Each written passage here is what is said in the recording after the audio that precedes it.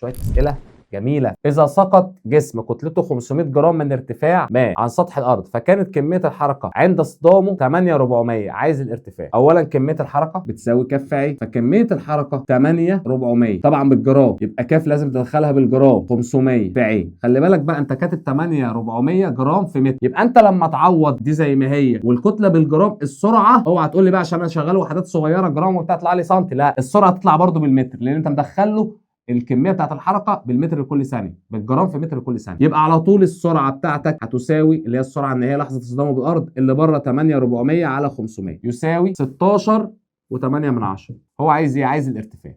نرجع تاني للحركه الرأسيه. الجسم سقط، يبقى السرعه ابتدائيه بصفر، سرعته النهائيه كانت 16.8. عايز المسافه او الارتفاع ده اللي سقط. هتستخدم انه قانون؟ طبعا ده الموجوده معايا لتحت وبالموجب. هستخدم القانون اللي مفيش فيه زمن، اللي هو القانون الاخير. القانون الاخير بيقول لي ف بتساوي ع تربيع ناقص ع دوت تربيع على 2 د. نعوض 16.8 تربيع ع دوت بصفر لانه سقط على 2 في 9.8 من كام من 10، تطلع ب 14.4 متر. موجوده معاك الاجابه ج.